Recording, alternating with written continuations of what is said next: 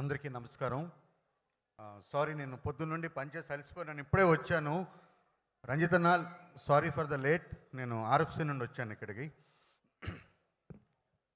మొట్టమొదటిసారి ఇలాంటి వేదిక మీద నిలబడడం నాకు చాలా గర్వకారణంగా ఉంటుంది. ఎందుకంటే రంజిత్ అన్న నాకు ఒక ఇన్స్పిరేషన్ యాక్చువల్గా.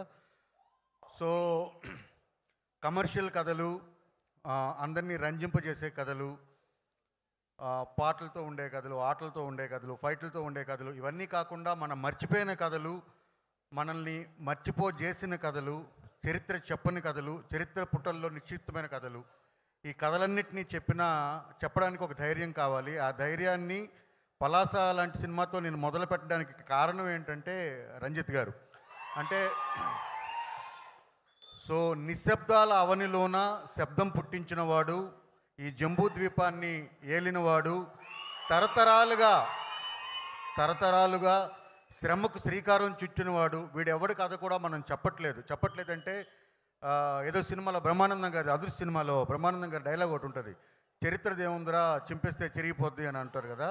యాక్చువల్గా చరిత్రలో చిరిగిపోయిన పేజీల్లో మనకి కనబడిన ఎంతో రక్తం ఉంది, ఎంతో వేదన ఉంది.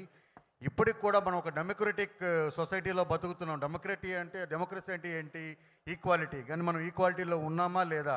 దాన్ని ప్రతి సినిమాతో ప్రశ్నిస్తూ ఒక పొలిటికల్ స్టాండ్ని తీసుకొని ఆ స్టాండ్కి కట్టుబడి నీలం అనే ఒక బ్రాండ్ని ఈరోజు నిలబెట్టిన రంజిత్ గారు నాకు ఒక ఇన్స్పిరేషన్ అని చెప్పుకోవడానికి నేను చాలా గర్వపడతాను.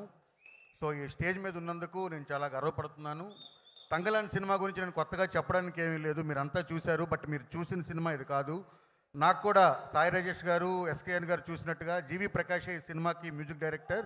సో నా మట్కా సినిమాకి కూడా ఆయనే మ్యూజిక్ డైరెక్టర్ అవడం వలన ఈ సినిమా తాలూకా కొన్ని విజువల్స్ నేను చూశాను అక్కడ స్టూడియోలో. ఈ సినిమా తాలూకా కథ కూడా నాకు తెలుసు, ఎందుకంటే రంజిత్ అన్న వాళ్ళ అసిస్టెంట్స్ అంతా కూడా నాతో రెగ్యులర్గా టచ్లో ఉంటారు. సో ఈ కథ నాకు తెలుసు. ఈ కథ మనందరం మర్చిపోయిన కథ, మనందరికీ తెలియని కథ. ఈ కథను మనం చూస్తాం. కథలు చెప్పినప్పుడు ఎప్పుడూ తెలుగు వాళ్ళు ఆదరిస్తారనే నమ్మకం నాకుంది. సో ఈ తంగలాన్ సినిమా చాలా పెద్ద సక్సెస్ కావాలని మనస్ఫూర్తిగా కోరుకుంటున్నాను. విక్రమ్ గారి గురించి నేను చెప్పడానికి అంతా ఏమీ లేదు. నేను ఊరికనే పొగిడితే సూర్యుడి ముందు డ్యూటీ లాంటిది, కాబట్టి అది అనవసరం.